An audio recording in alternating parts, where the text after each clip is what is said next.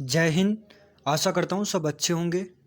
Indian army की तैयारी करने वाले जो कैंडिडेट हैं उनकी बढ़ती रैलियाँ फिर से कोविड-19 के दौर से गुजरने के बाद में स्टार्ट हो चुकी है।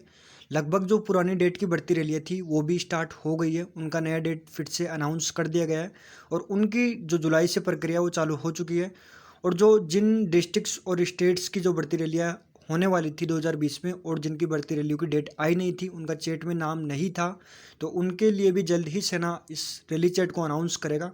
आज मैं इस वीडियो में कुछ महत्वपूर्ण बातें बताऊंगा जो आपके लिए बहुत ज़्यादा इंपॉर्टेंट रहेगी, क्योंकि अक्सर कैंडिडेट फिजिकल में वही गलती करते हैं और उसी का सबसे बड़ा कारण और नतीजा होता है जिसके कारण वो सेना भर्ती रैली से वंचित हो जाता है, बाहर हो जाता है। तो जब आप 1600 मीटर की दौड़ करते हो, घर पे 6 महीने प्रैक्टिस करके जाते हो, तो आपका वहाँ पे रनिंग टाइम 5 मिनट होता है। एक्चुअल 5 मिनट 10 सेकंड या 20 सेकंड तक आपका रनिंग टाइम होता है। और लगभग जो कैंडिडेट 5 मिनट 10 सेकंड 20 सेकंड तक करता कंप्लीट है ग्राउंड के ऊपर अपने घर पे, तो लगभग वो सेना भर्ती रैली के अंदर क्रॉस कर जाता है उस 1600 मीटर रेस को। लेकिन क्या होता है, जब वो सेना भर्ती रैली ग्राउंड में होता है तो वो रेस कंप्लीट नहीं कर पाता। उसका सबसे बड़ा रीज़न क्या होता है? वीडियो को अच्छे से सुन लेना, आपके लिए कहीं ना कहीं बहुत ज़्यादा महत्वपूर्ण होगा अगर आप इंडियन आर्मी की तैयारी कर रहे हो। सिर्फ मैं इंडियन आर्मी के कैंडिडेट के लिए बात कर रहा हूँ इस वीडियो में।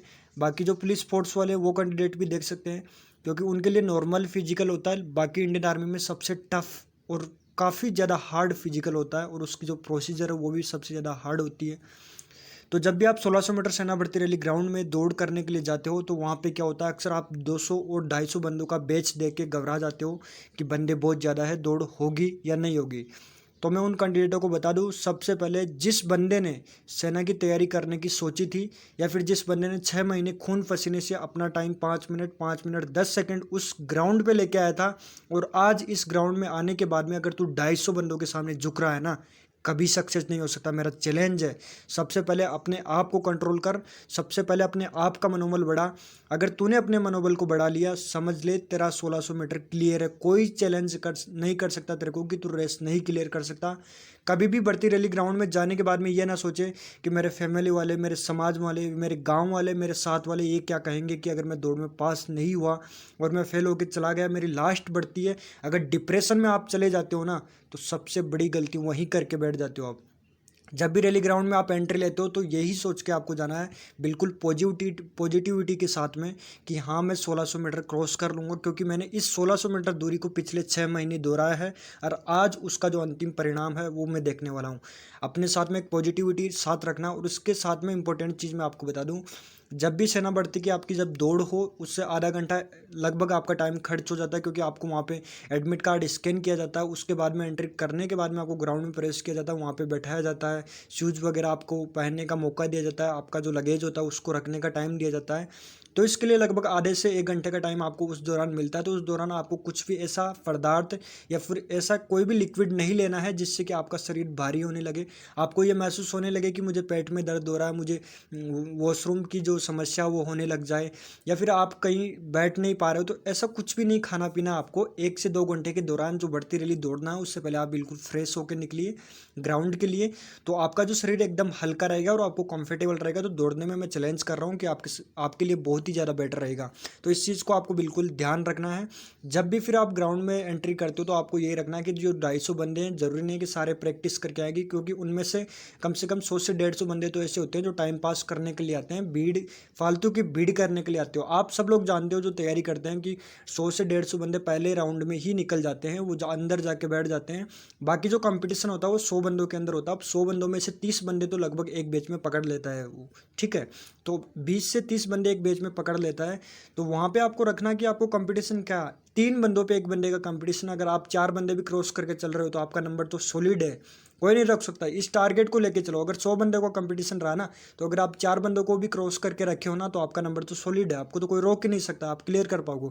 लेकिन उसके साथ साथ में आपको अपनी स्टेप्स पे ध्यान देना। स्टेप्स यहाँ पे सबसे ज़्यादा मजबूत करनी होगी आपको। स्टेप किस तरीके से करना है वो भी मैं बता देता हूँ। जब भी आप पहले राउंड में दौड़ना स्टार्ट करते हो, पहले राउंड में क्या करते हो कि जो आगे के कैंडिडेट होते हैं, जो एक राउंड काटने वाले कैंडिडेट होते हैं, जो फालतू की भीड़ करने वाले कैंडिडेट होते हैं, उनके पीछे पीछे नहीं दौड़ना। आपको अपने लेवल के अकॉर्डिंग ही दौड़ना है, जिस तरीके से आपने तैयारी की थी। और यही अक्सर सबसे बड़ा कारण होता है कि जब आप घर पे दौड़ते हो तो वहाँ पे एक ही जो स्पीड होती है उसी के अंदर आप 4 राउंड काटते हो, और बढ़ती रैली में ये करते हो कि जब भी जो आगे वाले कैंडिडेट है उनके पीछे लग जाते हो तो फिर उनके अकॉर्डिंग एक राउंड आप दम लगा के निकाल देते हो, और अगले राउंड के लिए आपके पास एनर्जी ही नहीं बचती है, तो कहाँ से आप राउंड क्लियर कर पाओगे। इस बात को आपको ध्यान रखना है। आपको चारों राउंड उसी अकॉर्डिंग काटना है। स्टेप्स को आपको ध्यान रखना है। जब भी दौड़ते हो उस समय अपनी जो नज़रें हैं उसको नीचे पैरों की तरफ रखना है कि आपकी स्टेप्स आप कितनी दूरी बढ़ा रहे हो, घटा रहे हो। उससे आपको ये रहेगा कि आपकी जो दूरी आप चल रहे हो उसका आपको अनुभव होता रहेगा कि हाँ मैं अपने पैरों को थोड़ा बहुत बढ़ा रहा हूँ। आपको अपने श्वास का जो प्रॉब्लम होता है वो भी नहीं महसूस नहीं होगा। तो ये बहुत ज़्यादा बेनिफिट होता है आपके लिए। फिजिकल सबसे इंपॉर्टेंट चीज़ है इंडियन आर्मी के लिए। आर्मड फोर्सेज अगर आपको ज्वाइन करना है तो उसके लिए अपने फिजिकल को बहुत ज़्यादा टफ करना होगा।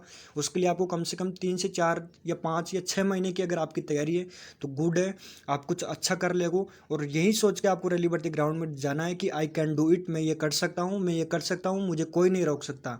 अगर आपके पास ये पॉजिटिविटी है तो आपको कोई भी चैलेंज नहीं कर सकता है। बाकी इंडियन आर्मी मेडिकल के अंदर आपका कोई हाथ नहीं होता है। जो बॉडी में इश्यूज होते हैं उन्हीं को कवर किया जाता है, और लगभग जो कैंडिडेट फिजिकल निकाल लेता है, जो शारीरिक तौर से फिट है, तो वो कैंडिडेट मेडिकल में निकल जाता है। बाकी जिस कैंडिडेट को मेडिकल से रिलेटेड कोई इश्यू तो कमेंट बॉक्स में मुझे कमेंट करके एक बार ज़रूर बताएं। और ये चीज़ मैं आपको बता दूं कि रिटन टेस्ट के लिए आपको फिजिकल और मेडिकल होने के बाद में लगभग आपको 1 से 1.5 महीने का समय दिया जाता है। उसी दौरान आप अच्छे से तैयारी नहीं कर पाते हो, क्योंकि आप एजेंट के चक्कर में आ जाते हो। तो मैं आपको ये सुझाव देना चाहूँगा कि आप जब फिजिकल की तैयारी स्टार्ट करते हो तभी से आप थोड़ा थोड़ा रिटन टेस्ट की भी तैयारी स्टार्ट कर दें, क्योंकि उससे आपको एक अच्छा टाइम मिलेगा, सिलेबस को आप कवर कर पाएंगे। और इंडियन आर्मी में अभी एक नया रूल भी है कि आपको लगभग 80% क्वेश्चन ऐसे दिए जाएंगे कि आप लगभग कवर कर लेंगे, और सिलेक्शन होने में बहुत ज़्यादा आसानी होगी। तो आपको अपना जो अगर आपको आर्मर्ड फोर्सेज ज्वाइन करना है तो फिजिकल और जो आपका रिटन टेस्ट है उसके ऊपर सबसे ज़्यादा फोकस करना होगा।